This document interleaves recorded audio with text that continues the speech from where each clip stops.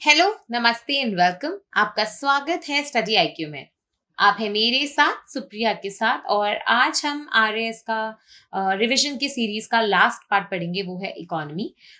इसके अंदर हम कुछ तो जो नई पॉलिसीज आए हैं, नए एक्ट्स आए हैं और जहाँ जहाँ पे मुझे लगेगा कि आपको स्टैटिक पोर्शन से कुछ बताने की ज़रूरत है, तो वहाँ पे मैं उसको एक्स्ट्रा एडिशन करती जाऊँगी। लास्ट फेज़ है एकदम और बिल्कुल रिलैक्स होके पढ़ेंगे हम और जो एक्स्ट्रा इन्फॉर्मेशन मिल रही है उसको ले लेंगे ये सोच के कि हो सकता है कि वो कल आ जाए। ओके? तो सबसे पहले हम शुरू करेंगे Rajasthan state mineral exploration trust से। देखो ये एक्चुअली जो ये ट्रस्ट है अपना मिनरल एक्सप्लोरेशन ट्रस्ट, ये अभी बनाया गया था 2020 में, आप यहाँ पे देख सकते हो।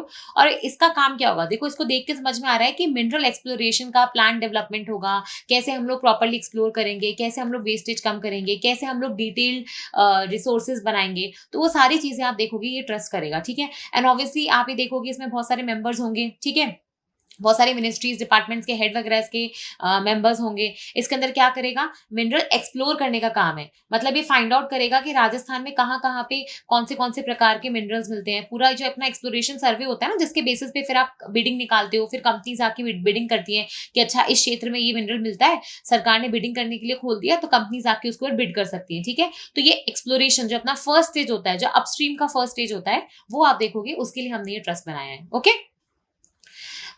इसके बाद हम आगे बढ़े उसके पहले आपको पता होना चाहिए कि राजस्थान में एक मिनरल डेवलपमेंट कॉर्पोरेशन जो थी वो 19 आप देखोगे 69 के आसपास है ना, Rajasthan state mineral development corporation 69 के आसपास बनाई गई थी।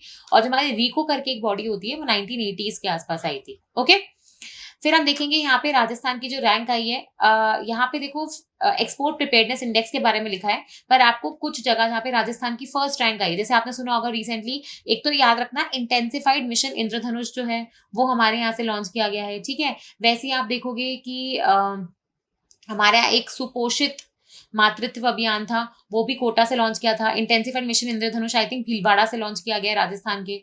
उसके बाद राजस्थान का अगर आप देखोगे तो फर्स्ट स्टेट आया है किसमें, अपना स्मार्ट सिटी मिशन में। तो स्मार्ट सिटी मिशन के जो इंडेक्स रैंकिंग आई थी उसमें राजस्थान का पहला स्थान आया है। ठीक है। इसमें हमारी 4 सिटीज आती हैं। सबसे अच्छी रैंक आई थिंक कोटा को है, फिर आपके अजमेर को है, फिर उदयपुर और जयपुर। ठीक है। ऐसे करके 4, ये रैंकिंग वाइज नहीं बता रही, पर मैं ये बता रही हूँ कि बेसिकली जो 4 सिटीज हैं कौन सी हैं जिनको स्मार्ट सिटी मिशन के अंदर राजस्थान में लिया गया है। ठीक है। तो ये हमें पता होना चाहिए। ओके। इसके बाद आप देखोगे यहाँ पे देखो कुछ इंडाइसेस होते हैं जो नेशनल लेवल पे निकलते हैं और उसके बाद क्या होता है कि स्टेट सरकारें चाहें तो अपने लेवल पे भी डिस्ट्रिक्ट्स को भी उसके अंदर इंक्लूड करके रैंकिंग निकाल सकती हैं। ठीक है। तो राजस्थान की अगर मैं बात करूं तो जैसे मैंने आपको ये वाला रैंकिंग बताया स्मार्ट सिटी मिशन वाला, तो ये नेशनल लेवल का रैंकिंग था जिसमें स्टेट वाइज रैंकिंग निकलती है। ठीक है। और क्योंकि आप देखोगे इसमें 100 सिटीज ही हैं तो सिटीज की भी रैंकिंग निकाली जाती है। ओके। वहीं अगर आप इसमें देखोगे, जैसे आप देखोगे बहुत सारे इंडाइसेस निकलते हैं, जैसे नीति आयोग हो गया अपना, वो SEQI इंडेक्स भी निकालता है, वो हेल्थ वाला इंडेक्स भी निकालता है, फिर वो एग्रीकल्चर प्रोस्पेरिटी का एक इंडेक्स निकालता है। वैसे ही आप देखोगे नीति आयोग जो होता है एनर्जी एफिशिएंसी के रिलेटेड इंडेक्स भी निकालता है। वैसे ही आप देखोगे एक्सपोर्ट प्रिपेयर्डनेस इंडेक्स हो गया। अभी एक्सपोर्ट प्रिपेयर्डनेस इंडेक्स में याद रखना नीति आयोग का साथ कौन देता है, एक IMD में सेंटर है।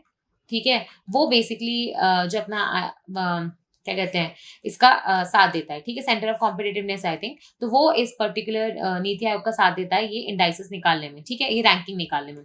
वैसे ही आप देखोगे हमारे यहाँ स्टार्टअप रैंकिंग भी निकलती है।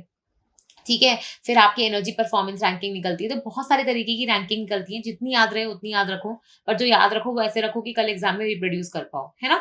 तो राजस्थान याद रखना है हमें, एक्सपोर्ट प्रिपेयर्डनेस इंडेक्स में इसकी चौथी रैंक आई है। एंड ऑब्वियसली एक्सपोर्ट्स के मामले में कौन सी आप देखोगे स्टेट जो होगी नंबर 1 आएगी, इतना तो आपको पता है, या तो गुजरात होगा या महाराष्ट्र होगा। करेक्ट है। और क्यों होगा, क्योंकि जनरली आप देखोगे कोस्टल स्टेट से एक्सपोर्ट कर पाना ज्यादा ईजी रहेगा। करेक्ट है ना। तो कोस्टल स्टेट्स जो होंगी ज्यादा ईजी तरीके से एक्सपोर्ट कर पाएंगी। ओके। तो ये वाली चीज हो जाएगी। फिर इसके अंदर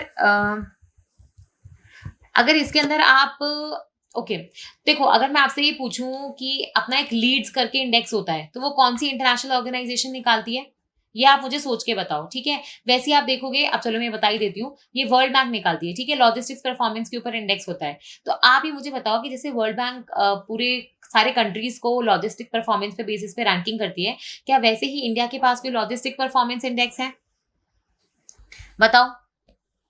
और अगर है तो फिर उसमें आप देखोगे कि राजस्थान की क्या रैंकिंग आती है। तो ऐसे तो बहुत सारी रैंकिंग्स निकल जाएँगी, तो हर किसी चीज़ को याद नहीं करना है, जो 2020 या 21 के टाइम पे आप देखोगे ज़्यादा न्यूज़ में थी, वही याद करना, ठीक है?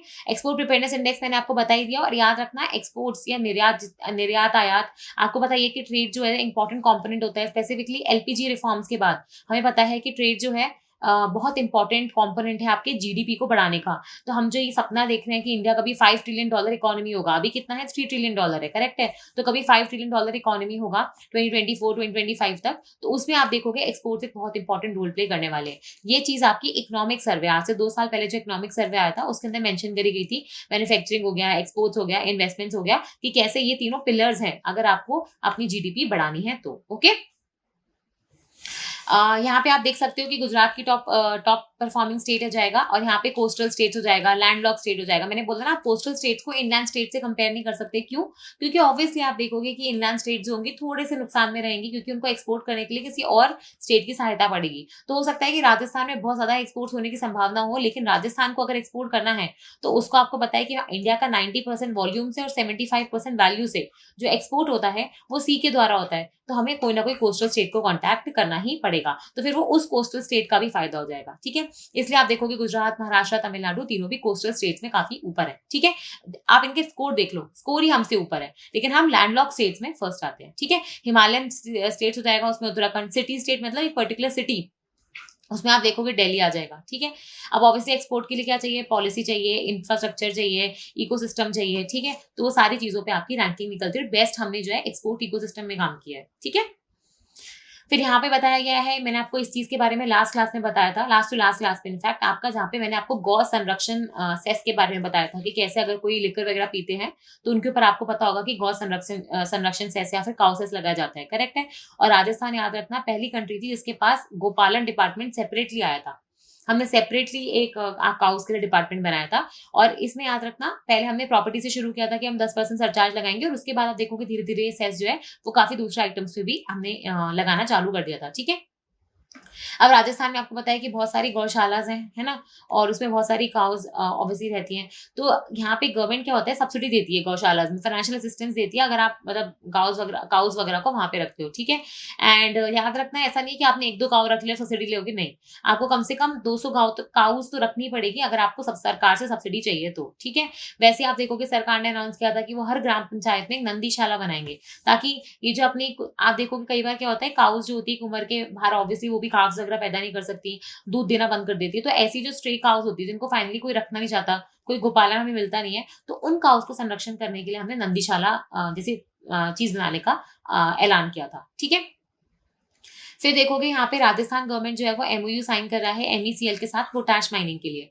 अब देखो ये सबसे इम्पोर्टेंट क्यों है? क्योंकि पोटाश जो है, अभी आपने रिसेंटली सुना होगा कि पोटाश के बहुत सारे रिजर्व्स जो हैं वो आपको बीकानेर, ठीक है? बीकानेर, बाड़मेर ये वाले एरिया से आपको मिलने की संभावना जताई गई है, ठीक है? अगर मैं आपसे पोटाश की बात करूँ तो याद रखना, पोटाश जो है ऑलमोस्ट मैं बता रही हूँ कि इंडिया में इम्पोर्ट ही होता है, ठीक है? मोस्ट ऑफ इट्स पोटाश, क्योंकि हमारे पास पोटाश नहीं है, ठीक है? आपने गुआनो करके एक एनवायरनमेंट में चीज़ सुनी होगी, जो बेसिकली बर्ड की जो ड्रॉपिंग्स होती हैं उसका नाम होता है, और ये जो होता है पोटाश का काफ़ी रिच सोर्स होता है, ठीक है? अगर मैं आपसे पोटाश की बात करूँ तो याद रखना, राजस्थान में भी पोटाश की डिस्कवरी हुई है ना? और इसके अंदर हमें याद रखना पड़ेगा कि जो देखो, ये जो डिस्कवरी हुई है इसके हिसाब से ऐसा बोला जा रहा है कि यहाँ पे जो इतने रिजर्व मिले हैं, हो सकता है ग्लोबल रिजर्व्स का भी 4 गुना ज़्यादा हो। तो ये काफ़ी इंपॉर्टेंट डिस्कवरी हो जाएगी, ठीक है? और पोटाश कहाँ-कहाँ पे काम आता है? मेन यूज़ इसका फर्टिलाइज़र में आता है, बाकी आपकी ग्लास इंडस्ट्री, एक्सप्लोसिव्स, यहाँ सब के आपके पोटाश बेसिकली इंपॉर्टेंट होता है। वैसे ही देखो, अपने को नाइट्रोजन, फास्फोरस और पोटेशियम, ये 3 फर्टिलाइज़र्स होते हैं, जो मतलब 3 कंपोनेंट्स होते हैं किसी भी फर्टिलाइज़र के, करेक्ट है? पोटाश तो हमने बोल दिया कि हम इम्पोर्ट करवा रहे हैं, और पोटाश के लिए मैंने आपको ये बोल दिया कि हमारे यहाँ पे रिजर्व्स भी मिले हैं। अभी जो सॉरी पोटाश ये होता है, फिर फास्फोरस जो होता है, फॉस्फेट, आपका रॉक फॉस्फेट, आपको पता है कि उदयपुर में काफ़ी बड़े इसके माइन्स मिलते हैं आपको, और नाइट्रोजन तो आपको पता है कि ऑर्गेनिक कंटेंट में मिलता है, ठीक है? फिर आप देखोगे यहाँ पे ह्यूमन डेवलपमेंट इंडेक्स रैंकिंग्स आई थी, ये एक्चुअली आपको पता ही होगा कि सन 1990 में महबूब उल हक हो जाएंगे, जो पाकिस्तान के इकोनॉमिस्ट थे, नोबेल प्राइज विनिंग इकोनॉमिस्ट है, इवन इंडिया के अमर्त्य सेन जिनको भी नोबेल प्राइज मिला था इकोनॉमिक्स में, तो उन सब ने मिलके आप देखोगे एक नया कॉन्सेप्ट लाया था नेशंस को रैंक करने का, जहाँ पे हमने बोला था कि सिर्फ जीडीपी का जो ग्रोथ रेट होता है वही काफी नहीं होता है किसी भी नेशन को देखने के लिए कि कौन सा नेशन कितना परफॉर्म कर रहा है। तो आप ह्यूमन डेवलपमेंट की तरफ ध्यान दो, ठीक है। तो इन्होंने क्या करा था, इसमें ह्यूमन डेवलपमेंट में 3 कंपोनेंट्स लिए थे। एक तो जीडीपी पर कैपिटा हो जाएगा, ठीक है। एक आपका लाइफ एक्सपेक्टेंसी हो जाएगा कि कितने साल आप जियोगे, और एक आपका एजुकेशन था। एजुकेशन में 2 चीजें थी कि मीन ईयर ऑफ स्कूलिंग क्या है और एक्सपेक्टेड ईयर ऑफ स्कूलिंग क्या है, ठीक है। तो इसका आपने ज्योमेट्रिक मीन लिया था, तो फाइनली आपको ह्यूमन डेवलपमेंट इंडेक्स मिलता है, ओके।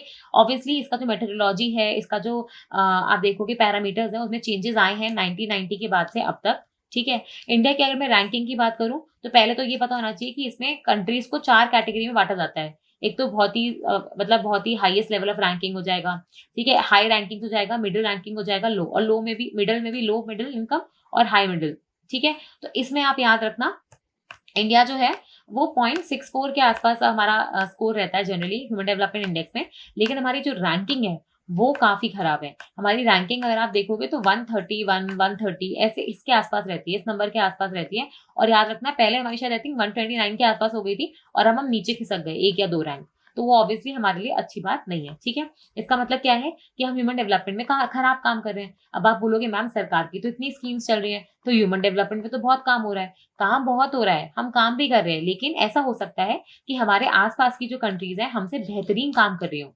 अगर हम 4% से काम कर रहे हैं तो वो 8% से काम कर रही होंगी। इसीलिए आप देखोगे कि उनकी एचडीआई रैंकिंग बढ़ गई और हमारी एचडीआई रैंकिंग खराब हो गई। इसका मतलब ये नहीं कि इंडिया एब्सोल्यूट टर्म्स में खराब काम कर रहा है, इसका मतलब बस ये है कि इंडिया रिलेटिवली अगर हम बाकी कंट्री से कंपेयर करें तो खराब काम कर रहा है। मतलब खराब इन द सेंस उतना अच्छे से नहीं कर पा रहा है, ठीक है। तो यहाँ पे अगर आप एचडीआई इंडाइसेस मैंने आपको ऑलरेडी बता दिए हैं।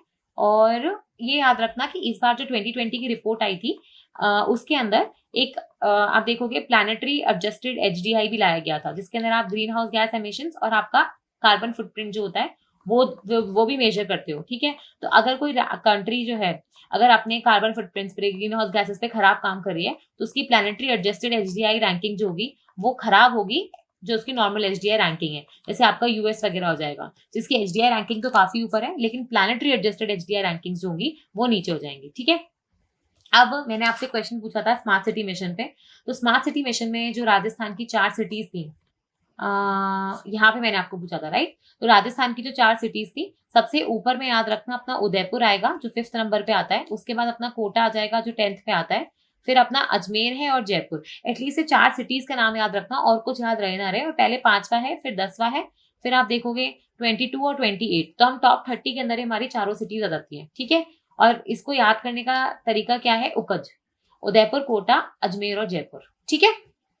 जयपुर ऑल दो कैपिटल सिटी है, बट फिर भी आप देखोगे कि हम लोग बाकी 3 स्मार्ट सिटी से नीचे ही परफॉर्म कर रहे हैं, ठीक है। इसके बाद मैंने आपसे आप देखोगे अभी मैंने आपसे एक और क्वेश्चन पूछा था कि पोटैश के जो रिजर्व हैं राजस्थान में वो कहाँ, अभी अभी रिसेंटली आप देखोगे कि बहुत सारे रिजर्व जो थे वो मिले थे, ठीक है। और ये काफी इंपॉर्टेंट है क्योंकि अगर आपने मतलब देखो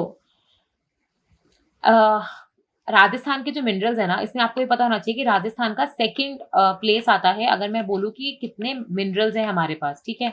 उनका जो प्रोडक्शन होता है उसमें, उस सेंस में अगर मैं बोलूँ तो ओवरऑल, ठीक है। अब कुछ मिनरल्स है जो राजस्थान अकेला बनाता है, वो हमें पता होना, जैसे वॉल्स्टोनाइट हो गया, आपका ग्लास और जैस्पा हो गया, जिसको हम लोग ट्विन मिनरल्स या जुड़वा मिनरल्स भी बोलते हैं, ठीक है। वैसे कुछ मिनरल्स हो जाएंगे, जैसे फेल्सपार हो जाएगा, फ्लोरस्पार जिसको हम बोलते हैं। फिर इसके बाद कैल्साइट हो जाएगा, ठीक है। तो इन सब मिनरल्स में भी जैसे लिमोनाइट हो जाएगा, या फिर आप देखोगे आपका सीमेंट हो जाएगा, चूना हो जाएगा, मार्बल हो जाएगा, ठीक है। तो ये स्टोन्स वगैरह हो जाएंगे। तो इसमें भी आप देखोगे राजस्थान जो है वो काफी आगे आता है। माइका, माइका का आप देखोगे काफी ज्यादा उत्पादन होता है हमारे यहाँ। सिल्वर आप देखोगे, सिल्वर हो जाएगा, जिंक हो जाएगा, जिसमें उदयपुर की बहुत सारी माइंस हो जाएंगी। तो ये काफी आप देख सकते हो ज्यादा प्रोडक्शन करती हैं। जैसे आपको पता होगा हिंदुस्तान जिंक लिमिटेड का जो प्लांट है वो उदयपुर में है। वहीं अगर आप देखोगे हमारे यहाँ खेतड़ी कॉपर माइंस, ये तो आप देखोगे इंडस वैली सिविलाइजेशन जो है अपना चालकोलिथिक कल्चर का, तब से आप देखोगे ये फेमस माइंस है ना।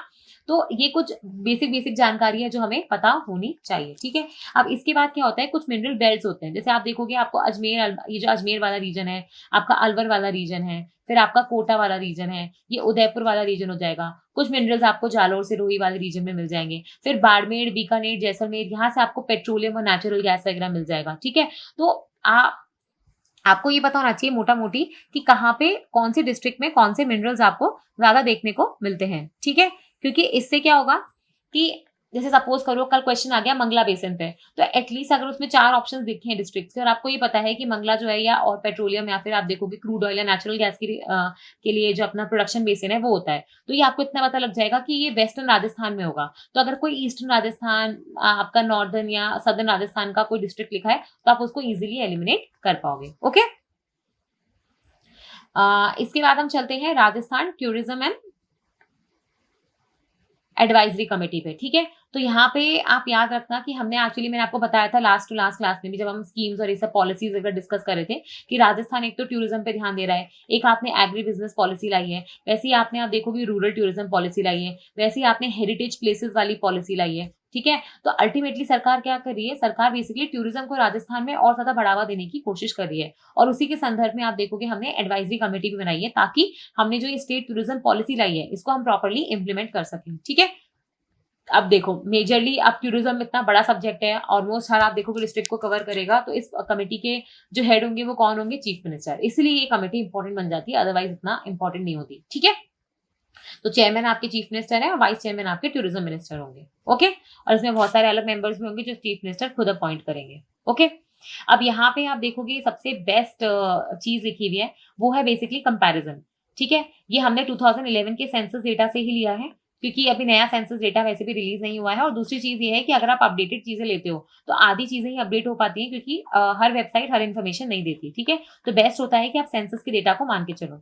तो ज्योग्राफिकल एरिया के हिसाब से देखो, एक तो हमें याद रखना है कि इंडिया जो है वो वर्ल्ड में कौन सी पोजीशन पे आती है, हम लोग 7th या फिर 8th पोजीशन पे आते हैं, ठीक है।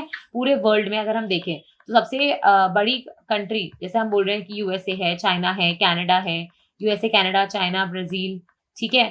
तो ऑस्ट्रेलिया, तो ऐसे अगर आप काउंट करने बैठोगे तो आपको पता लगेगा इंडिया 7th या 8th नंबर पे आता है बेसिकली। ना तो हम टॉप 5 है, ना हम टॉप मतलब टॉप 5 तो है नहीं, टॉप 3 भी नहीं, हम टॉप 10 के अंदर आते हैं। इतना आपको याद होना चाहिए, इतना एग्जैक्ट नंबर आपको याद भी हो तो चलेगा, ठीक है। इसके अलावा हमारा टोटल एरिया कितना है इंडिया का एरिया है 3.2 मिलियन स्क्वायर किलोमीटर, या फिर इसको 32 लाख स्क्वायर किलोमीटर करके भी याद कर सकते हो।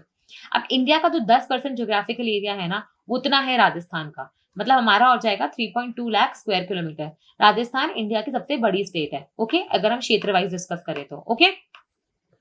फिर अगर हम पॉपुलेशन वाइज बोले तो पॉपुलेशन वाइज आपको पता होना चाहिए कि इंडिया जो है वो सेकंड नंबर पे आता है चाइना के बाद, 130 करोड़ हमारी पॉपुलेशन है। और राजस्थान की पॉपुलेशन याद रखना 7 करोड़ के आसपास आती है, ठीक है। फिर अगर हम बात करें ग्रोथ रेट की पॉपुलेशन के, तो इंडिया का अगर हम देखेंगे तो यहाँ पे डिकेडल मतलब 10 साल में कितना ग्रोथ रेट हो रहा है, तो वो हो रहा है अगर 16%, तो एक साल में कितना होगा उसको डिवाइड बाय 10 कर दोगे तो 1.6 हो जाएगा। तो इंडिया का ग्रोथ रेट पर ईयर 1.6% के 1.67% के आसपास है और हर 10 साल में हम लोग 16% की रेट से आगे बढ़ते हैं, ठीक है। 16-17 बोल लो, उतना ही आएगा आसपास, ठीक है। अगर राजस्थान की बात करेंगे तो राजस्थान की पॉपुलेशन आपको ये पता होना चाहिए कि इंडिया से ज्यादा तेजी से बढ़ रही है। और ये आप देख भी सकते हो, हमारे यहाँ पे जो मेजर सिटीज है, चाहे वो उदयपुर ले लो, कोटा ले लो, जयपुर ले लो, जोधपुर ले लो, बहुत ज्यादा कंजेशन हो रहा है वहाँ पे, ठीक है। आपको दिख रहा है कि वहाँ पे बहुत ज्यादा माइग्रेशन हो रहा है, बहुत ज्यादा पॉपुलेशन ग्रोथ रेट हो रहा है, ठीक है। जब भी आप ग्रोथ रेट की बात करते हो हमेशा याद रखना कि पॉपुलेशन का ग्रोथ रेट दो तरीके से होता है, या तो आपके नेचुरल जो बर्थ होती है वो आपकी डेथ रेट से ज्यादा हो रही हो, या फिर ऐसा हो सकता है कि आपके यहाँ पे जो लोग आपके यहाँ पे इमिग्रेशन हो रहा है वो आपके यहाँ पे एमिग्रेशन यानी आउट जो लोग जाते हैं उनसे ज्यादा हो रहा हो, तभी तो होगा ना भाई। एक सिटी है उसकी पॉपुलेशन कब बढ़ेगी, या तो वहां पैदा होने वाले लोग ज्यादा हो, या फिर अगर जो आने वाले लोग हैं वो ज्यादा हो, ठीक है। तो दोनों में से कोई भी चीज हो सकती है, ओके। फिर अगर हम पॉपुलेशन डेंसिटी की बात करेंगे तो इंडिया की लगभग 380 के आसपास होती है, इतना ही याद होना चाहिए। पॉपुलेशन डेंसिटी का मतलब क्या होता है, कितने लोग रह रहे हैं पर 100 स्क्वायर किलोमीटर के एरिया में, ठीक है। तो इंडिया की कितनी है 380, और राजस्थान की याद रखना क्योंकि पॉपुलेशन कम है तो हमारी पॉपुलेशन डेंसिटी भी कम है, 200 के आसपास है। पर कुछ मेजर सिटीज हो गई जैसे जयपुर हो गई, उदयपुर हो गई, कोटा हो गई, इनकी पॉपुलेशन डेंसिटी राजस्थान की डेंसिटी से, एवरेज डेंसिटी से ज्यादा होती है, ठीक है। फिर अगर हम बात करें हमारे यहाँ पे अर्बन और रूरल पॉपुलेशन का कॉम्पोजिशन कैसा है, तो पहले तो आप इंडिया का याद रखना कि इंडिया में 30% पॉपुलेशन जो है वो अर्बन एरियाज में रहती है और 70% रूरल में। लेकिन हमारे यहाँ पे याद रखना राजस्थान में रूरल पॉपुलेशन और ज्यादा है, तो इसका मतलब है हमारे यहाँ 75% रूरल पॉपुलेशन होगी और सिर्फ 25% ही अर्बन पॉपुलेशन होगी, ठीक है। देखो जिस तरीके से मुझे याद रहती है ना चीज़ें, उसी तरीके से मैं आपको याद करवा रही हूँ। ताकि अब इसे 24.9 याद करते बैठोगे ना, 9 याद रहेगा ना 4 याद रहेगा और एग्ज़ाम में सब खिचड़ी बन जाएगी। तो इससे बेटर है इसको 75-25 में बाँट लो। और इतना याद रखो कि इंडिया से ज़्यादा रूरल पॉपुलेशन राजस्थान में है। कैसे? क्योंकि हमारा जो एग्रीकल्चर का कंट्रीब्यूशन है जीडीपी में, वो भी 30% है। जबकि आप देखो इंडिया लेवल पे जो एग्रीकल्चर का कंट्रीब्यूशन है जीडीपी में, 17% है।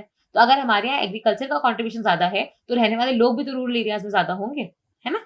फिर वैसे आप देखोगे अगर हम ऐसी पॉपुलेशन की बात करते हैं शेड्यूल कास्ट पॉपुलेशन की, तो यहाँ पे आप देखोगे कि इंडिया में देखो आपको ये नंबर याद करने की ज़रूरत नहीं है क्योंकि आपको पता है कि रिज़र्वेशन जो होता है, वो हमारे यहाँ पॉपुलेशन के रिस्पेक्ट में दिया जाता है। तो क्योंकि हमारे यहाँ एसटी का पॉपुलेशन 8.6% है, 16.6% आप देखोगे एससी का पॉपुलेशन होता है, ठीक है? तो इसी के प्रपोर्शन में आप देखोगे उनको रिज़र्वेशन भी मिलता है। तो ये तो हो गया आपका इंडिया लेवल फिगर। राजस्थान में क्या स्थिति होगी? राजस्थान में आप देखोगे हमारे यहाँ पे अ इसका लगभग 16 का 17 कर दो, इतना ही पॉपुलेशन हो जाएगा शेड्यूल कास्ट का, लेकिन ट्राइब्स हमारे यहाँ पे ज़्यादा है, 13% के आस-पास। ऐसा क्यों? ऑल्दो आप बोलोगे मैम अगर हम इसकी बात करें पीवीटीजीज़ की, देखो ट्राइब्स जो होती हैं, कुछ तो होती है आपकी शेड्यूल्ड ट्राइब्स, जो आपके शेड्यूल आर्टिकल 342 और आर्टिकल 366 इन दोनों से निकल के आती हैं, ठीक है? जो प्रेज़िडेंट बताते हैं कि हाँ भाई ये शेड्यूल्ड ट्राइब्स के अंदर आएँगी, ठीक है? ऐसे इंडिया में कितनी ट्राइब्स हैं? लगभग 706, 705 ऑलमोस्ट आप मान के चलो 700 ट्राइब्स हैं, ठीक है? अब इन्हीं शेड्यूल्ड ट्राइब्स में से कुछ और ट्राइब्स होती हैं, इन्हीं के अंदर वाली जो मोस्ट बैकवर्ड ट्राइब्स होती हैं, मतलब ये वो ट्राइब्स हैं जिनका पॉपुलेशन ग्रोथ रेट या तो हो ही नहीं रहा है या नेगेटिव में जा रहा है, लिटरेसी लेवल्स बहुत कम है, बहुत ज़्यादा ज्योग्राफिकल आइसोलेशन है, अभी भी प्रिमिटिव एग्रीकल्चर टेक्निक्स फॉलो कर रही हैं। तो ये कौन-सी ट्राइब्स कहलाती हैं? पीवीटीजीज़, जिनको हम लोग पर्टिकुलरली वल्नरेबल ट्राइबल ग्रुप बोलते हैं, ठीक है? ऐसे कितनी ट्राइब्स हैं? इंडिया में 75, ओके? अब अगर हम बोले इंडिया में 75 है, पीवीटीजीज़ है, तो राजस्थान में कितनी पीवीटीजी है? ओनली 1 और वो कौन-सी है आपकी? सहरिया ट्राइब। समझ में आ गया आपको? तो ये तो एक चीज़ हो गई। फिर एक आपने सुना होगा आपके सेमी नोमैडिक, नोमैडिक या फिर डीनोटिफाइड ट्राइब्स, ठीक है? इन्हीं ट्राइब्स को पहले हैबिचुअल ऑफेंडर्स के नाम से जाना जाता था, ओके? अब इनका आप देखोगे आइडियत कमीशन, रैंकी कमीशन ये सारे कमीशंस इनसे रिलेटेड हैं, ठीक है? तो ये जो ट्राइब्स होती हैं, ये वो ट्राइब्स हुआ करती थी जो पहले स्नेक चार्मिंग ऐसे जो सड़क पे जो परफॉर्मेंसेस करते थे, बहुत छोटे-मोटे इकोनॉमिक एक्टिविटीज़ करके अपना गुज़ारा करती थी। और जैसे अर्बनाइज़ेशन हुआ, इंडस्ट्रियलाइज़ेशन हुआ, तो आप देखोगे इनकी इकोनॉमिक एक्टिविटीज़ पे खतरा बन गया। अभी स्नेक चार्मिंग आप देखोगे कितने ही लोग देखने जाते हो, फिर आप उनको क्या ही दे के आते हो, ₹5 ₹10 उससे आजकल के ज़माने में गुज़ारा हो सकता है? नहीं हो सकता, ठीक है? तो ये वो वाले ट्राइब्स हैं। इनको पहले आप देखोगे अंग्रेज़ों ने क्रिमिनल ट्राइब्स एक्ट के अंदर रखा था क्योंकि उनको ऐसा लगता था कि ये सारे लोग क्रिमिनल एक्टिविटीज़ करते हैं, ठीक है? तो उन पे नज़र रखने के लिए उन्होंने ये पर्टिकुलर एक्ट पास किया था। लेकिन जब हम आज़ाद हुए, तो हमने ऑब्वियसली क्रिमिनल ट्राइब्स कहना सही नहीं होता है क्योंकि वो ब्रिटिशर्स की नज़रों से क्रिमिनल्स थी, ठीक है? तो हमने उनका जो नोमेनक्लेचर था वो चेंज करके हैबिचुअल ऑफेंडर किया और उसके बाद अब हम इन्हें सेमी नोमैडिक, नोमैडिक या फिर डीनोटिफाइड ट्राइब से जानते हैं, ओके? थोड़ी-मोटी कहानी होती है, अगर याद हो ना तो क्वेश्चन में क्या होता है एलिमिनेट करने में आसानी रहती है। मेंस का पेपर तो है नहीं कि आपको पूरी कहानी याद हो वर्ड बाय वर्ड, आपको बस एलिमिनेशन में हेल्प मिलनी चाहिए, ठीक है? तो ऐसी पॉपुलेशन लगभग सेम है जैसी इंडिया की है, लेकिन एसटी पॉपुलेशन हमारे यहाँ ज़्यादा है, डबल है ऑलमोस्ट 8 का आप देखोगे 13-14 के आस-पास हो जाता है, ठीक है? सेक्स रेशियो खराब है, जितना एवरेज रहेगा इंडिया का उससे खराब रहेगा राजस्थान का, ठीक है?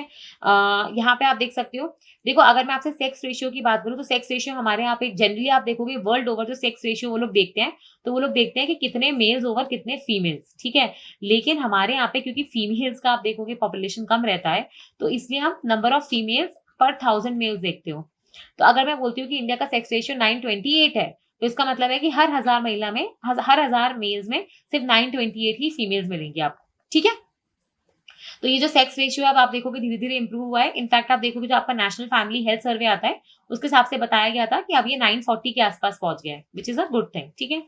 अब ये तो हो गया इंडिया लेवल का। राजस्थान का क्या रहेगा? इससे कम कर देना। तो हमारा आप देखोगे अगर सॉरी राजस्थान लेवल का क्या हो जाए अभी 940 जो है वो है आपका इंडिया लेवल का। राजस्थान का लेवल का हो जाएगा 928, ठीक है? अब एक होता है आपका child sex ratio. Child sex ratio का मतलब क्या होता है? 0 से 6 साल के जो बच्चे होते हैं, उस दौरान में आप देखोगे सेक्स रेशियो कितना है, क्योंकि आपको पता है कि हमारे यहाँ भ्रूण हत्या, फीमेल फीटिसाइड, इन्फेंटिसाइड सब कुछ होता है। बच्चियों को आप देखोगे माल न्यूट्रिशन होता है, उनको एजुकेशन नहीं करवाई जाती है, तो उनकी जो सर्वाइवल होती है 0 से 6 ईयर्स के बीच में, वो काफ़ी कम हो जाती है अगर हम मेल्स के रिस्पेक्ट में बात करें। तो अगर मैं बोल रही हूँ कि 1000 मेल्स जो हैं या 1000 बॉयज़ जो हैं वो सर्वाइव कर गए 0 से 6 के बीच में, तो सिर्फ हो सकता है कि 919 महिलाएँ ही सर्वाइव कर रही हों। ये है आपका इंडिया का रेशियो। इनफैक्ट आप देखोगे पहले हमारा चाइल्ड सेक्स रेशियो 940 के ऊपर हुआ करता था, जो धीरे-धीरे हर साल आप देखोगे कम होता जा रहा है, जो कि बहुत ही गलत बात है। ओके, वहीं अगर मैं राजस्थान का देखूंगी तो हालत और खराब है, हम लोग 888 के आसपास है। ठीक है, ये चीज तो मुझसे इंटरव्यू में ओपनली पूछी गई थी कि सेक्स रेशियो क्या है, चाइल्ड सेक्स रेशियो क्या है राजस्थान का, इंडिया का और जयपुर का, क्योंकि आई बिलोंग टू जयपुर। ठीक है, तो ये चीजें आपके अभी भी नहीं बल्कि इंटरव्यू तक काम आती है, क्योंकि आपको अपने क्षेत्र के सारा आइडिया होना चाहिए कि आपके यहाँ वुमेन का क्या कंडीशन है, क्या प्रॉब्लम्स हो रही हैं। ठीक है, क्योंकि यही चीजें आपसे पूछी जाएंगी एज एन एडमिनिस्ट्रेटर। अगर आप कल ज्वाइन भी करोगे जॉब को, तो आपको यही चीजों में तो सुधार लाने हैं, है ना। फिर आप देखोगे लिटरेसी रेट का भी यही हाल है। देखो हमारे यहाँ राजस्थान में याद रखना, जितने भी ह्यूमन डेवलपमेंट से रिलेटेड इंडिकेटर्स होते हैं ना, उनकी हालत खराब है अगर हम इंडिया से उनको कंपेयर करें तो। ठीक है, तो इंडिया लेवल पे अगर मैं बोलूंगी लिटरेसी रेट 73 74 के आसपास होगी, तो राजस्थान में 68 66 ये हाल रहेगा। ठीक है, वहीं अगर आप फीमेल लिटरेसी रेट की बात कर लोगे तो वो और कम चली जाएगी। जैसे इसको मैंने कैसे याद रखा था कि इंडिया का एवरेज लिटरेसी रेट होता है 74 के आसपास। ठीक है, उसमें जो मेल्स का होता है वो लगभग 82 के आसपास होता है, और फीमेल्स का 64 65 या 68 तक ऐसे याद कर सकते हो, क्योंकि वो नए फिगर्स आए हैं, वो 68 बता रहे हैं। ठीक है, तो 65 68 ऐसे रहता है। राजस्थान का जो रहेगा ये आप अपना एवरेज मान लो 68, और फिर उसमें आप देखोगे जो मेल्स का होगा वो कुछ 75 78 के आसपास हो जाएगा, फीमेल्स का तो आप 54 53 के आसपास ही ले सकते हो। ठीक है, तो ये ऐसे याद करना है इसको, तो एक फिगर पकड़ो, उसी से दूसरा फिगर डिराइव करो। ठीक है, फिर एक होता है आपका बर्थ रेट। देखो मुझे एक बात बताओ, अगर मैं बोल रही हूँ कि राजस्थान का पॉपुलेशन जो है वो तेजी से बढ़ रहा है, इसका मतलब हमारे यहाँ पे जो बर्थ रेट है वो तेजी से बढ़ रहा होगा ना। तो अगर इंडिया लेवल का जो बर्थ रेट होगा सपोज 20 है, तो हमारे यहाँ पे बर्थ रेट कितना होगा, ज्यादा होगा, 24 होगा, और डेथ रेट हमारे यहाँ पे इंडिया लेवल से कम होगा, तभी तो हमारी नेचुरल पॉपुलेशन ग्रोथ रेट बढ़ेगी। करेक्ट है ना। देखो कुछ चीजें मैं वही बोल रही हूँ, याद करने की जरूरत नहीं है फिगर। अब जैसे 24 26 और 5 याद नहीं करना है, बस इतना पता होना चाहिए कि इंडिया के कंपैरिजन में हमारा जो आप देखोगे बर्थ रेट या डेथ रेट है उसका क्या रेशियो है, मतलब वो ज्यादा है या वो कम है। ठीक है, फिर वैसे आप देखोगे इन्फेंट मोर्टालिटी रेट। अब मुझे बताओ हमारी पॉपुलेशन ग्रोथ रेट बढ़ रही है तो हमारे यहाँ बच्चे ज्यादा पैदा हो रहे होंगे, तो जो इंडिया का मोर्टालिटी रेट होगा उससे सॉरी जो हमारे यहाँ पे बर्थ रेट है उससे तो हमारा ज्यादा बर्थ रेट है ही। लेकिन क्योंकि हमारे यहाँ पे आप देखोगे कि हेल्थ की फैसिलिटीज उतनी अच्छी है नहीं, हमारे यहाँ पे आप देखोगे आज भी लोग जो होते हैं वो ट्रेडिशनल तरीकों से आप देखोगे इलाज लेना प्रेफर करते हैं, चाहे उनकी तबीयत कितनी खराब ना क्यों ना हो जाए। तो इसीलिए आप देखोगे जो मोर्टालिटी रेट्स होती है, चाहे वो इन्फेंट हो, चाहे वो न्यूनेटल मोर्टालिटी रेट हो, ठीक है, मटर्नल मोर्टालिटी रेट हो, ये सारे रेशियोज और रेट्स जो होते हैं वो इंडिया लेवल से ज्यादा है। समझ में आ रहा है। तो अगर इंडिया लेवल पे आप देखोगे जो इन्फेंट मतलब 0 से 1 साल का बच्चा, अगर 30 बच्चों की डेथ होती है तो इंडिया राजस्थान में 37 की होती है। वही मटर्नल मोर्टालिटी रेशियो का मतलब क्या होता है कि कितनी माएँ जो प्रेग्नेंट होती हैं या फिर जो डिलीवरी देने के बाद उनकी डेथ हो जाती है, ठीक है, वर्सेस 1 लाख लाइव बर्थ। ठीक है, सारे रेशियो जो है यहाँ पे देख लो आप 1000 वाले हैं, पर ये वाला जो होता है मटर्नल मोर्टालिटी रेशियो ये पता होना चाहिए पर 1 लाख लाइव बर्थ होता है। ठीक है, तो इसमें याद रखना कि इंडिया लेवल पे आप देखोगे ये अब 113 तक पहुंच गया, इनफैक्ट कुछ स्टेट में तो ये 70 60 ऐसे भी पहुंच चुका है, पर राजस्थान में 160 है। सबसे हाईएस्ट जो है ये आसाम में है, जहाँ पे अभी भी आप देखोगे 300 के आसपास आता है ये। तो बहुत ही ज्यादा हमें मेहनत करने की जरूरत है। ठीक है, और वहीं अगर मैं लाइफ एक्सपेक्टेंसी की बात करूँ कि कितने साल आप जियोगे, क्योंकि हमारे यहाँ इतनी अच्छी हेल्थ फैसिलिटीज नहीं है, और क्योंकि आप देखोगे हमारे यहाँ अभी भी सॉर्ट ऑफ आप ऐसे बोल सकते हो कि एडवांस इतना डेवलप नहीं है, हम अभी भी हम देखें कि रूढ़िवादी सोचों में विश्वास रखते हैं, तो कहीं ना कहीं आप देखोगे लाइफ एक्सपेक्टेंसी जो है वो भी इतनी ज्यादा अच्छी नहीं है हमारे यहाँ पे। इंडिया लेवल पे याद रखना 69.7 के आसपास हो गई है, राजस्थान में बस एक कम है 68.7, मतलब हमारे यहाँ औसत कोई आदमी इतने साल जिएगा और इंडिया में इतने साल। ठीक है, समझ में आ गया। और हाँ एक चीज इंपॉर्टेंट है, ये एक्चुअली कॉन्ट्राडिक्टरी लगता है लेकिन ये है नहीं। हमारे यहाँ पे जो वर्क का पार्टिसिपेशन रेट है कि इतने लोग आप देखोगे काम पे जाते हैं, वो इंडिया लेवल से ज्यादा है। और ये जनरली याद रखना, जो भी एग्रीकल्चर सोसाइटीज होंगी ना वहां पे आपको ये रेट ज्यादा ही देखने को मिलेगा, क्योंकि एग्रीकल्चर में आपको पता है कि जो फैमिली लेबर होती है वो एक इंपॉर्टेंट कॉम्पोनेंट होती है, और फैमिली लेबर से ही आप देखोगे आगे काम कर पाते हो, है ना।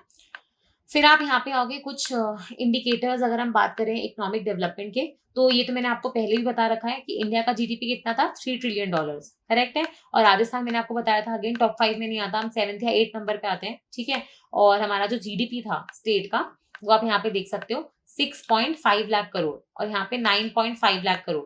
ये डिफरेंस क्यों है, डिपेंडिंग कि आप कांस्टेंट प्राइसेस पे ले रहे हो या करंट प्राइसेस पे ले रहे हो, नॉमिनल जीडीपी मेजर कर रहे हो या फिर रियल जीडीपी मेजर कर रहे हो। ठीक है, तो नॉमिनल जीडीपी जो है हमारा 9.5 के आसपास है, रियल हमारा 6.5 के आसपास है, 6.5 लाख करोड़ रुपीस। ठीक है, ग्रोथ रेट ऑफ जीडीपी की अगर मैं बात करूं तो ये तो पता ही है आपको, लास्ट ईयर की कोई ग्रोथ रेट आपको याद करने की जरूरत नहीं है। क्यों? क्योंकि आपको पता ही है कि सारे ग्रोथ रेट नीचे आए थे। ओके।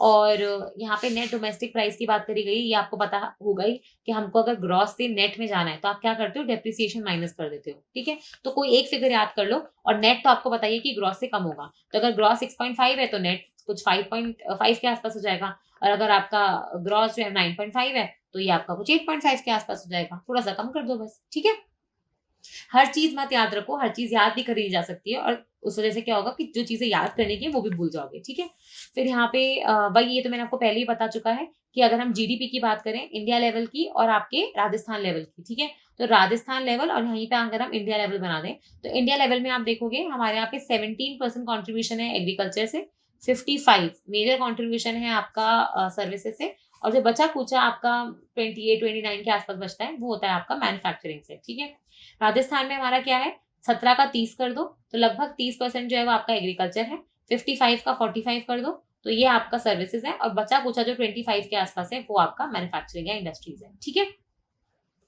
अगर हम पर कैपिटा इनकम की बात करेंगे तो याद रखना ये भी ऑब्वियसली आप या तो रियल या फिर नॉमिनल कोई भी प्राइसेस पर निकाल सकते हो, और इस हिसाब से आप देखना हमारा 70,000 या 1 लाख के आसपास आता है। इतना कोई हम लोग हाई इनकम स्टेट नहीं है। ठीक है, हाई इनकम में आपका पंजाब, हरियाणा, कर्नाटका, आंध्रा, तेलंगाना, गोवा, तो ये वाली स्टेट्स आती है। ठीक है, फिर यहाँ पे प्राइस इन्फ्लेशन के बारे में बात कर रहा है राजस्थान के, तो राजस्थान के जो भी फिगर्स होते हैं वो तो आपको पता ही है कि directorate of economics and statistics होता है, वो सारे प्राइसेस कलेक्ट करता है। ठीक है, कंज्यूमर प्राइस इंडाइसेस अगर आपको निकालने हैं अपने स्टेट के तो वो भी यहीं से आते हैं। ओके, एंड लेबर ब्यूरो जो होता है वो लेबर रिलेटेड इन्फॉर्मेशन देता है। ठीक है, इसमें कुछ आपको पता होने की जरूरत नहीं है, बस ऐसे कुछ इंडाइसेस है। जैसे आपको पता है कि हमारा जो सीएसओ होता है, ministry of statistics and programme implementation के अंदर आता है, यूनियन मिनिस्ट्री के अंदर, मतलब सेंट्रल लेवल पे, तो ये आपके बहुत सारे आप देखोगे इन्फ्लेशन के फिगर्स रिलीज करता है। जैसे आपका सीपीआई हो जाएगा, rural CPI, urban CPI combined हो जाएगा।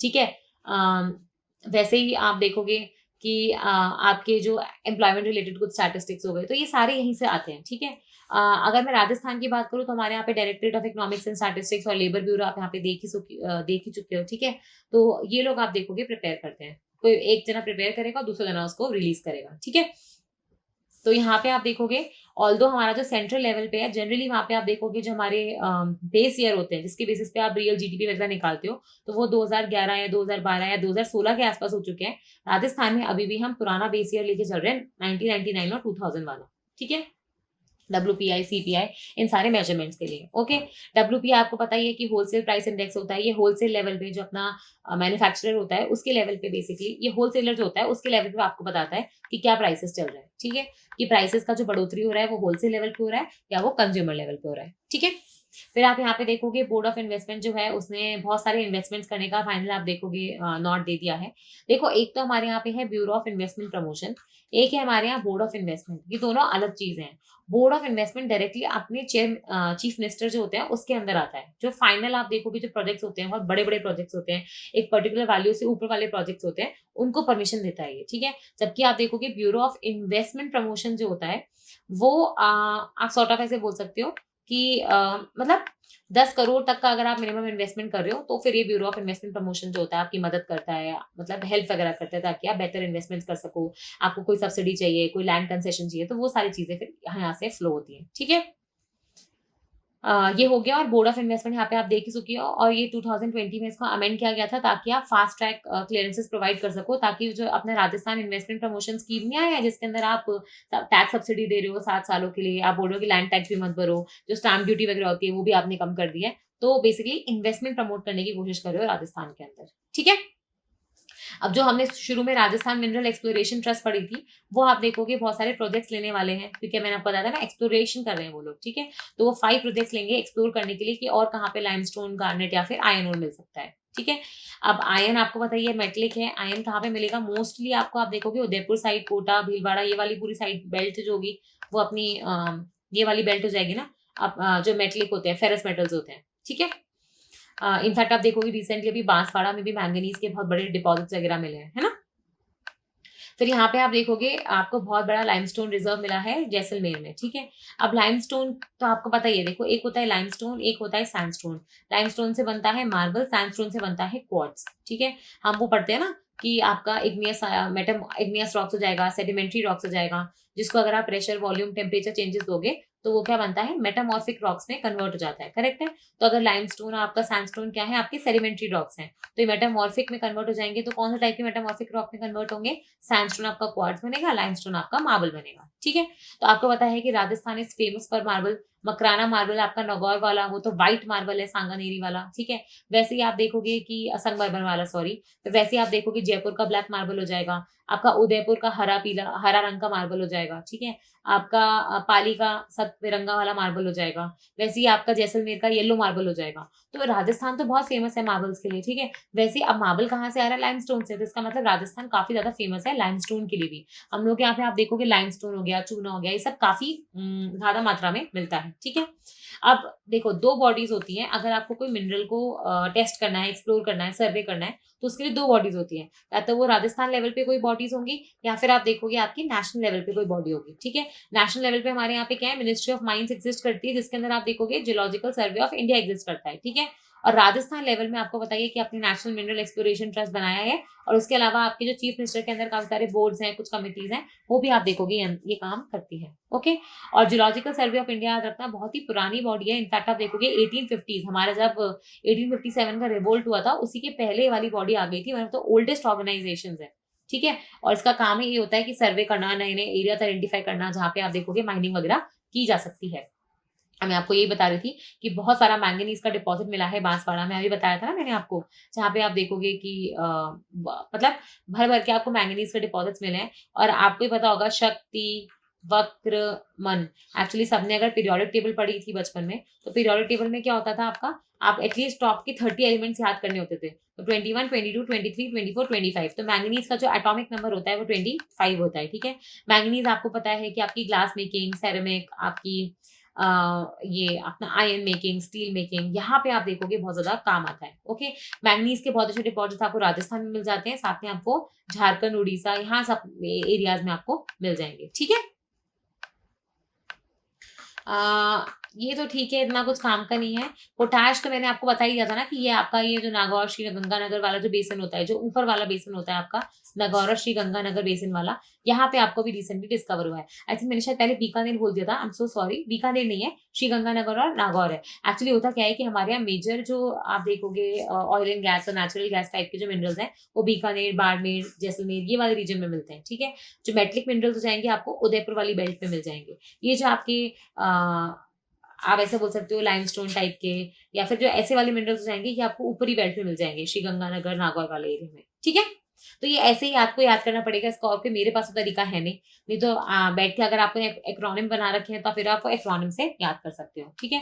टूरिज्म प्रमोशन काउंसिल, मैंने आपको बता ही दिया कि राजस्थान को एक फेवर्ड डेस्टिनेशन बनाना है, डोमेस्टिक इंटरनेशनल दोनों तरह के टूरिज्म बढ़ाने हैं, हमें हॉस्पिटैलिटी इंडस्ट्री को भी वापस ग्रो करना है। ठीक है। टूरिज्म से आने वाले निर्यात, आयात, वो सब चीजों को हमें बढ़ावा देना है।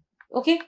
फिर आप देखोगे हमारे यहाँ पे, अच्छा ये कैमल पॉपुलेशन के बारे में लिखा है, लेकिन आपको पता होना चाहिए कि हमारे यहाँ पे भेड़, भेड़, कैमल और गधे, तीनों ही प्रजातियों में कमी आई है। ठीक है। हमारे यहाँ पे भेड़, कैमल और गधे तीनों ही प्रजातियों में, या तीनों टाइप के एनिमल्स में कमी आई है। ठीक है। सबसे ज्यादा आई थिंक भेड़ कम हुए, फिर कैमल और फिर गधे, ऐसा है। पर एग्जैक्ट ऑर्डर नहीं पता, वो याद भी होना चाहिए क्योंकि कोई पूछेगा नहीं। बट ये पता होना चाहिए कि कौन से एनिमल्स है जिनमें हमारे यहाँ आप देखोगे कमी आई है। ठीक है। अब आपको पता होना चाहिए कि हमें पता कैसे लगता है कि हमारे यहाँ पे एक लाइफ स्टॉक सेंसस होता है, जो 19 आप देखोगे 19 से हर 5 साल में करवाया जा रहा है। ओके। तो ये अभी लेटेस्ट सेंसस आया था, लाइफ स्टॉक सेंसस, उसी ने बताया था कि हमारे राजस्थान में जो भैंस वगैरह है वो बढ़ गई है, लेकिन टोटल अगर आप लाइफ स्टॉक देखोगे तो वो कम हुआ है। ओके। और उसमें भी आप देखोगे कैमल हो गए, भेड़ हो गए, गधे हो गए, इनमें भी आप देखोगे डिक्लाइन आया है। ओके। अब यहाँ पे आप बोलोगे मैम ये तो आपने इन्फॉर्मेशन हमें दे दी। ठीक है। जैसे आपका ही देखोगे वुलन का जो काम होता है, मोस्टली आप देखोगे बीकानेर, बाड़मेर, ये वाले एरियाज में आपको देखने को मिल जाएगा। ठीक है। कैमल्स वगैरह आपको जैसलमेर में सबसे ज्यादा देखने को मिल जाएंगे। इनफैक्ट आप देखोगे कैमल को हम लोग मरुस्थल का जहाज भी बोलते हैं। ठीक है। क्योंकि आपको पता है कि ये लोडिंग, इधर उधर जाने के लिए, मोबिलिटी के लिए काम आता है। ओके। अगर हम बात करें राजस्थान के हाई कोर्ट की, तो उन्होंने बेसिकली अभी सरकार से जवाब मांगा था कि क्यों हमारे यहाँ पे कैमल का पॉपुलेशन कम हो रहा है, जबकि आप देखोगे हमारी सरकार ने 2015 में ये प्रावधान लाया था कि हमारे यहाँ पे आप कैमल्स का स्लॉटरिंग वगैरह नहीं कर सकते, ठीक है। और उनका जो माइग्रेशन हो रहा था हमारी स्टेट से किसी और स्टेट में, उसको भी बेसिकली आप देखोगे रोकने के लिए, रेगुलेट करने के लिए प्रतिबंध लगाया गया था। उसके बावजूद आप देखोगे कि हमारे यहाँ पे कैमल का पॉपुलेशन कम हो रहा है। इनफैक्ट आप देखोगे कैमल की ओनली डेयरी पूरे इंडिया में सिर्फ बीकानेर में है। इनफैक्ट आपने देखा होगा कि लॉकडाउन के टाइम पे एक बच्चा था, उसको कैमल का दूध चाहिए था क्योंकि उसमें कुछ कंपोनेंट होता है जो बाकी दूध में मिसिंग होता है और जो उस बीमारी को ठीक करने के लिए काफी इंपॉर्टेंट होता है। तो वो आप देखोगे फिर रेल्स वगैरह के थ्रू राजस्थान के बीकानेर से उधर पहुंचाया गया था, ठीक है। फिर वैसे ही आप देखोगे राजस्थान का forestry and biodiversity development project, ये तो हमने पहले भी पढ़ा था। इसका काम ही ये है कि कैसे आप फॉरेस्ट्री और बायोडाइवर्सिटी जो है राजस्थान स्टेट की, उसको आप डेवलप कर सको, ठीक है। प्रोजेक्ट जो है वो क्या कर रहा है, वो बेसिकली यही कोशिश कर रहा है कि कैसे हम अपने जो फॉरेस्ट है उनको कंजर्व कर सके। और यहाँ से आपकी जो दो इंपॉर्टेंट चीज आती है वो आती है India state of forest report और एक आती है Rajasthan state of forest report 2019, ठीक है। याद रखना है कौन रिलीज करता है, forest survey of India release करता है हर 2 सालों में। 1987 से इसकी शुरुआत हुई थी। तो आप ये देख सकते हो कि अभी नेक्स्ट जो रिपोर्ट होगी वो 2021 दिसंबर में ही आ जाएगी, मतलब हार्डली 2 महीने बाद, ठीक है। अब इस रिपोर्ट में क्या होता है, पूरा लेखा जोखा होता है हमारे फॉरेस्ट का, एक तो इंडिया लेवल पे और एक स्टेट लेवल पे। तो वैसे जैसे आप इंडिया लेवल का रिपोर्ट निकालते हो, वैसे आप हर एक स्टेट का भी निकालते हो, कितने अभ्यारण्य हैं, कितने वाइल्ड लाइफ सेंचुरीज हैं, कितने टाइगर रिजर्व हैं, कितना एरिया प्रोटेक्टेड है। उसमें आप देखोगे कौन सी एक्सोटिक स्पीशीज हैं, कितने स्लोप पे आप देखोगे कैसा कैसा आपका एफॉरेस्टेशन हो रखा है, कौन सी डिस्ट्रिक्ट बेहतरीन कर रही है, कौन सी डिस्ट्रिक्ट खराब कर रही है, ओवरऑल आप देखोगे कितने फॉरेस्ट हैं। ये सारी जानकारी आपको यहाँ से मिलती है, ठीक है। तो यहाँ पे आप देखोगे कि एक तो होता है आपका फॉरेस्ट और एक होता है आपका ट्री और एक होता है आपका श्रब। अब ये तीनों चीजों में फर्क है। कैसे? फॉरेस्ट आप तभी कंसिडर करोगे इफ रिस्पेक्टिव कि वो प्राइवेट फॉरेस्ट है या पब्लिक फॉरेस्ट है, अगर आपका जो लैंड है वो मिनिमम 1 हेक्टेयर से ज्यादा हो और आपकी जो कैनोपी डेंसिटी है वो 10% से ज्यादा हो, ठीक है, तभी आप उसको फॉरेस्ट बोलोगे। समझ में आ गया आपको? अगर आपका लैंड ज्यादा है, कैनोपी डेंसिटी कम है, तो वो क्या हो जाएगा आपका ट्री कवर, और अगर आपका लैंड कम है तो वो आ जाएगा बेसिकली आपका श्रब, ठीक है। तो यहाँ पे आप देखोगे कि अगर मैं इंडिया लेवल की बात करूं तो आप चाहो तो ये फिगर्स लिख भी सकते हो क्योंकि आपको कंपैरिजन करने में आसानी रहेगी। तो यहाँ पे आप इंडिया लेवल लिखो, तो इंडिया लेवल पे आप देखोगे हमारे यहाँ पे very dense forest, moderately dense और ओपन फॉरेस्ट, ठीक है। तो मैक्सिमम हमारे यहाँ पे मॉडरेटली डेंस फॉरेस्ट 9.4 के आसपास, ओपन डेंस कुछ 9.3 के आसपास और वेरी डेंस आपका 3 के आसपास। वैसे तो 2.99 है बट 3% भी लिखोगे तो भी चल जाएगा, ठीक है। तो ये हो गया आपका फॉरेस्ट कवर जो कि होता है 24.1। इसमें जब आप ट्री कवर मिला दोगे तो टोटल बन जाएगा 24.56, जो कि पिछली वाली जो फॉरेस्ट रिपोर्ट आई थी 2017 वाली, उसमें था सिर्फ 24.4, तो उससे तो काफी बड़ा है। ये है आपका इंडिया लेवल का फॉरेस्ट कवर का या फॉरेस्ट एंड ट्री कवर का टोटल फिगर, ठीक है। इसी को अगर आप देखोगे राजस्थान के पर्सपेक्टिव से, तो राजस्थान में आपको पता होना चाहिए कि वेरी डेंस यहाँ पे 3 है ना, तो यहाँ पे 0.03 कर देना, ठीक है। फिर मॉडरेटली डेंस आपका 3.57 के आसपास और ओपन फॉरेस्ट जो हो जाएगा कुछ 1.57 या 1.5 के आसपास हो जाएगा, ठीक है। मतलब कुछ 4.5% के आसपास जो है, 4.5 मान लो, 5% मान लो, उतना आपके पास राजस्थान का एक्चुअल फॉरेस्ट कवर आता है। लेकिन राजस्थान का फॉरेस्ट एरिया कितना है? 9%, ठीक है। ऑल्दो हम बोलते हैं कि पूरी इंडिया में हमारा टारगेट है कि हमें एटलीस्ट 33% एरिया को फॉरेस्ट के अंदर लाना है, राजस्थान में हम टारगेट करते हैं कि इस 9 को 15 तक ही बढ़ा दो, वही बहुत बड़ी बात है। कंसिडरिंग हमारे यहाँ डिग्रेडेशन है, सॉइल का डेजर्टिफिकेशन है, इतना हार्श क्लाइमेट है, ठीक है, तो हर तरीके के आप देखोगे फॉरेस्ट उग नहीं सकते, उनको उगाना भी डिफिकल्ट है। तो ये सारी चीजों को मद्देनजर रखते हुए 33% तो आप देखोगे बहुत ज्यादा ही फार फ्लेजेड आइडिया हो जाएगा, 15% स्टिल अचीवेबल हो सकता है, ओके। इसीलिए आप देखोगे हमारे यहाँ पे बोल्ड प्रोजेक्ट चालू हुआ है, बैम्बू ओएसिस वाला अभी KYIC ने चालू किया है आपके जैसलमेर जैसे शिफ्टिंग सैंड ड्यून्स वाले एरिया में। वैसे ही आप देखोगे BSF भी आपका काम कर रहा है ना। तो बहुत सारी एजेंसीज जो है वो भी काम कर रही है बेसिकली फॉरेस्ट कवर बढ़ाने के लिए, ठीक है। तो ये तो हो गया मोटा मोटी इन्फॉर्मेशन जो आपके प्रीलिम्स के पर्सपेक्टिव से इंपॉर्टेंट है, ठीक है।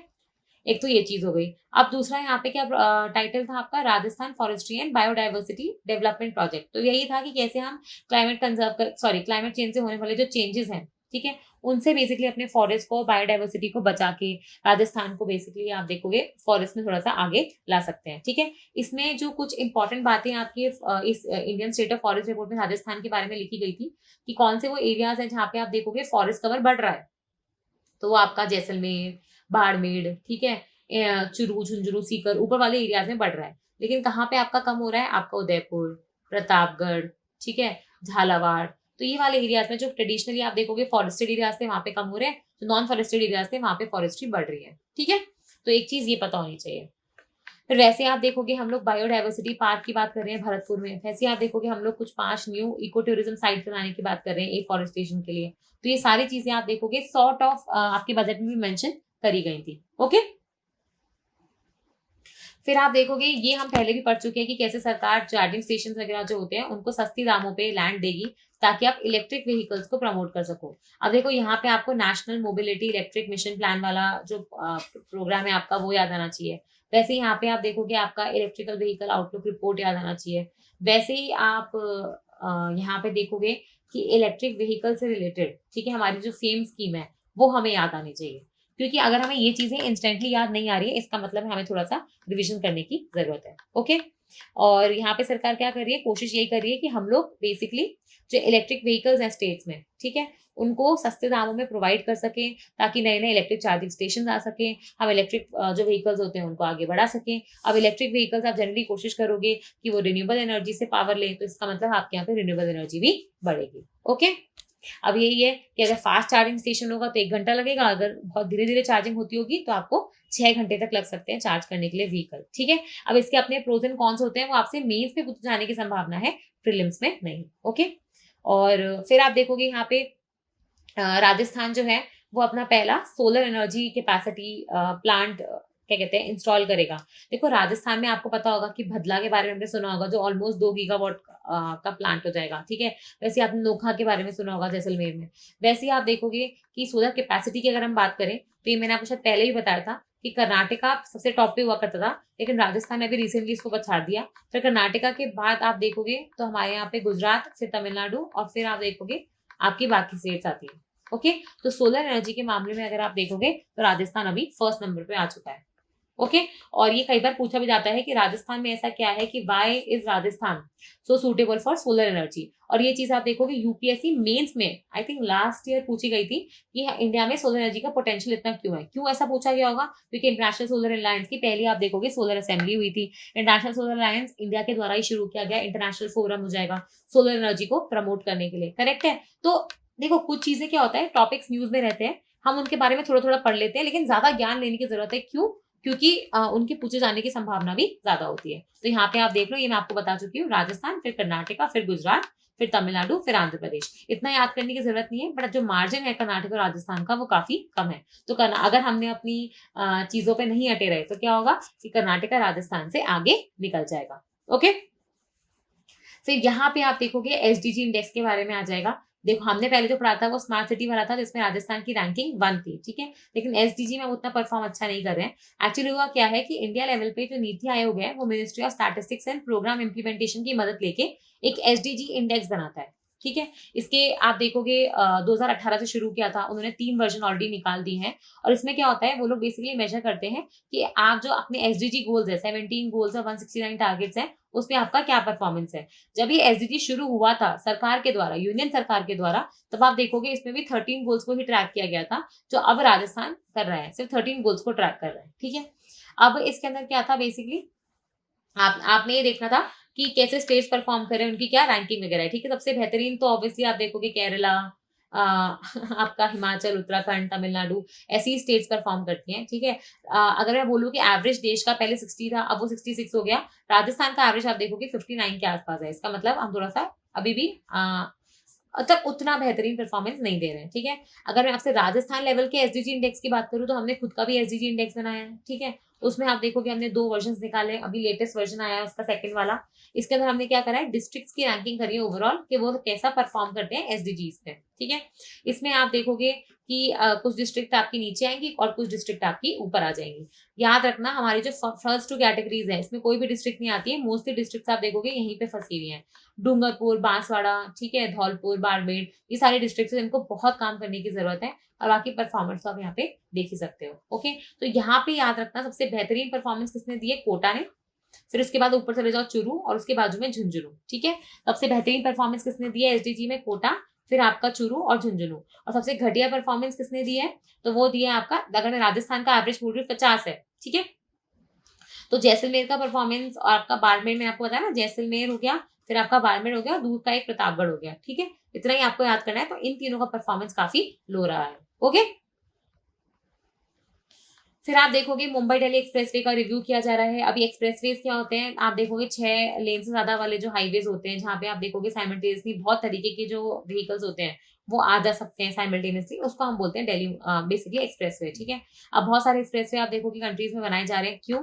ताकि आप देखोगे एम्प्लॉयमेंट अपॉर्चुनिटीज, कनेक्शन, मोबिलिटी, आपका वेस्टेज ऑफ फ्यूल, ये सारी चीजों पे आप ध्यान दे सको। कम्यूट टाइम जो होता है लोगों का वो कम कर सको। जब कम्यूट टाइम कम हो जाएगा तो उनकी प्रोडक्टिविटी बढ़ेगी, ठीक है। तो वो सारी चीजें आप देखोगे इनडायरेक्टली इम्पैक्ट होती रहती है। Okay, Delhi Mumbai express highway आप देख सकते हो, यहाँ से शुरू होगा। ऑलमोस्ट मैंने तो ऐसे याद कर रखा है कि 1300 किलोमीटर का हाईवे है, ठीक है, और 8 लेन वाइड है ये, जिसको आप फ्यूचर में 12 लेन तक भी एक्सपैंड कर सकते हो, ठीक है।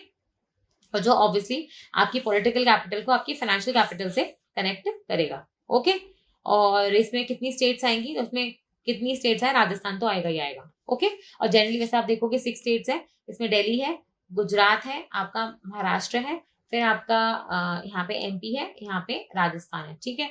और इसके अलावा आप देखोगे आपका हरियाणा हो जाएगा, और यहाँ पे आपका एमपी हो जाएगा। एमपी, महाराष्ट्र, ये सारी आप देखोगे बॉडीज, गुजरात वगैरह ये सारे आ जाएंगे। तो 6 स्टेट्स आप देखोगे इसके अंदर आते हैं।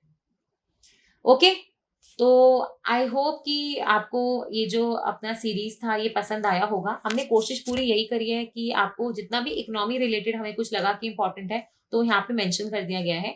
अब हम इसका एक सेकंड वीडियो लेके आएंगे जिसमें हम लोग बजट, एग्रीकल्चर रिलेटेड कुछ स्टैटिस्टिक्स, कुछ मिनरल रिलेटेड स्टैटिस्टिक्स, और आपका इकोनॉमिक जो रिव्यू आता है राजस्थान का, तो वो सब हम एक वीडियो में डिस्कस करेंगे। आपके बिल्कुल पेपर देने जाने से पहले आप देख लेना एक बार इसको रात तक, ताकि जो फिगर्स हैं वो आपको याद रहे। देखो फिगर्स के साथ प्रॉब्लम क्या होती है, या तो आप उनको याद कर लो एकदम अच्छे से ताकि आप रिवाइज करो तो भी आपको याद रहे, और अगर आपको पता है कि आपको फिगर्स याद नहीं रहते हैं तो क्या करना है, हमें इनको बेसिकली एंड में करके जाना है, एकदम एंड में, ताकि कल जब हम एग्जाम देने जाएं तो फ्रेश हमारे दिमाग में वो पीपीटी आ जाए और हमें याद रहे, अच्छा हाँ ये फिगर्स थे, ठीक है। तो होपफुली अगर आपको पसंद आ रहे हैं लेक्चर्स तो जरूर बताइएगा, और रिविजन सीरीज हम लोग मोस्टली आज एंड कर देंगे। फिर से मिलेंगे एंड थैंक यू।